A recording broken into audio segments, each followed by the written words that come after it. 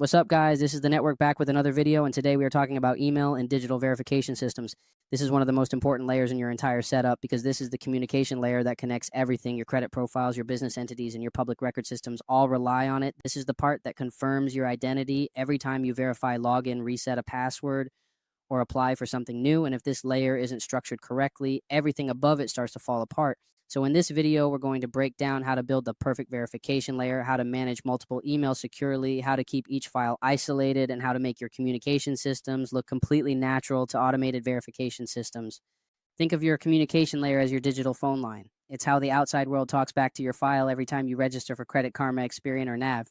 The first thing they test is your contact consistency. If the phone number, email, or recovery information doesn't match what's already floating around in their databases, your file triggers a re-verification loop that can take weeks to clear.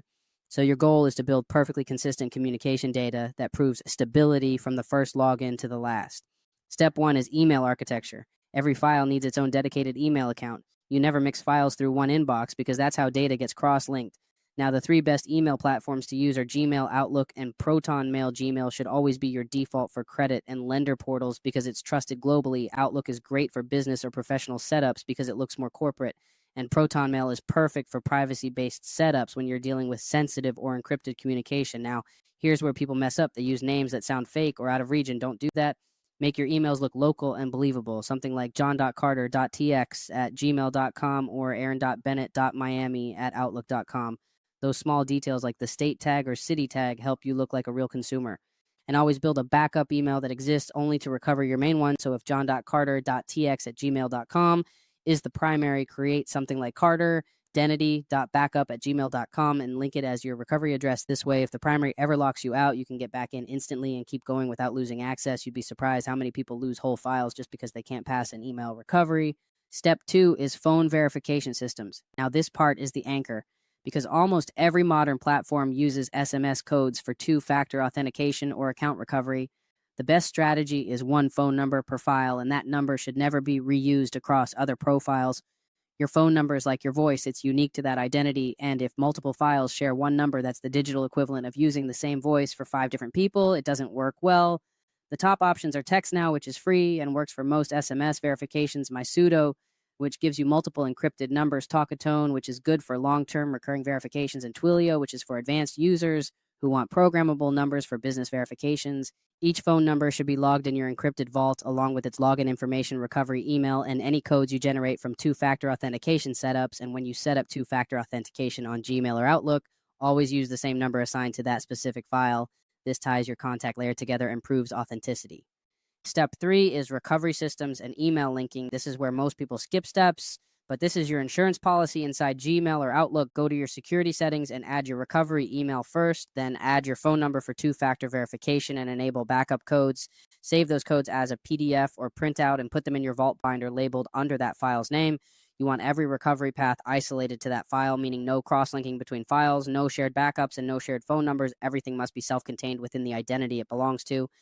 Step 4 is professional alias setup. When you start communicating with lenders, bureaus, or business vendors, presentation matters more than you think. You're not just sending an email, you're signaling credibility. A proper email signature makes a huge difference. For example, if your file's name is John Carter from Miami, create a Gmail signature that says, best regards, New Line, John Carter, New Line Carter, Financial Group, New Line, Miami, Florida. This simple touch gives your communications a professional, consistent identity, and that consistent presence reduces the chance of your messages being flagged as suspicious. Step 5 is your verification folder. This is the heartbeat of your organization inside your binder.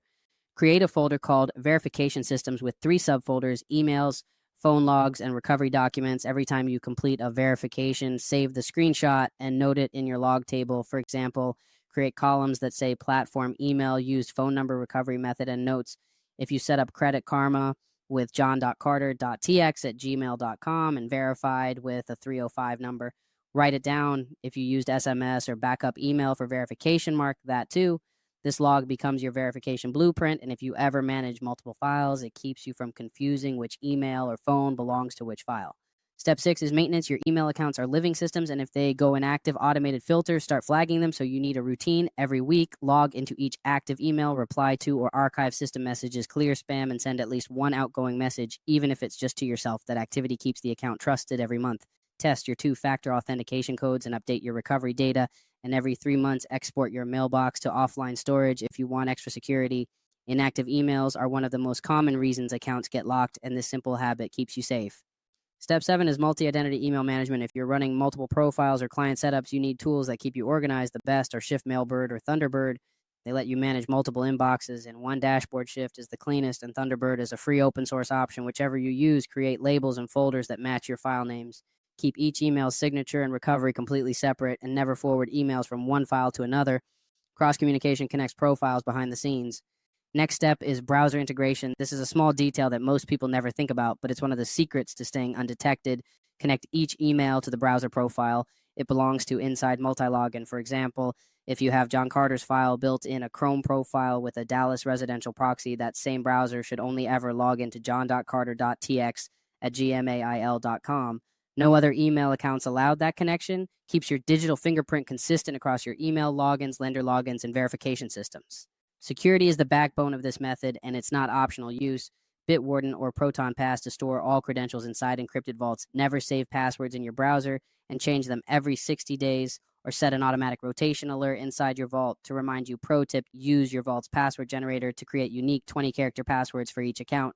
That way, even if one gets compromised, none of the others can be linked back to it. As you start scaling, you'll end up managing dozens of emails and phone verifications, so you have to stay organized. Group identities by region or entity type, and keep one master spreadsheet that links each browser profile, email, phone, and recovery route. Encrypt it before saving or sharing, and back it up to an offline drive. This gives you full control of your communication layer and guarantees that even at scale, you never cross data or lose track of your files. And remember, this entire method isn't just about organization, it's about credibility. When your communication systems are structured professionally, lenders trust you, more bureaus sync faster, and systems stop asking you to re-verify every login. The digital world is built on trust signals, and consistent communication is the number one trust signal you can control. If your email systems, your phone systems, and your recovery paths all look stable, then to the algorithm you look stable, and that's exactly how you get recognized faster and approved sooner. So if you're ready to structure your communication systems correctly, join the network on Discord. That's where we break down live setups and share full templates. Telegram is no longer reliable for updates. Follow on Instagram at the network link. And if you want the complete version of this method with screenshots, examples, and ready-made templates, join the Patreon.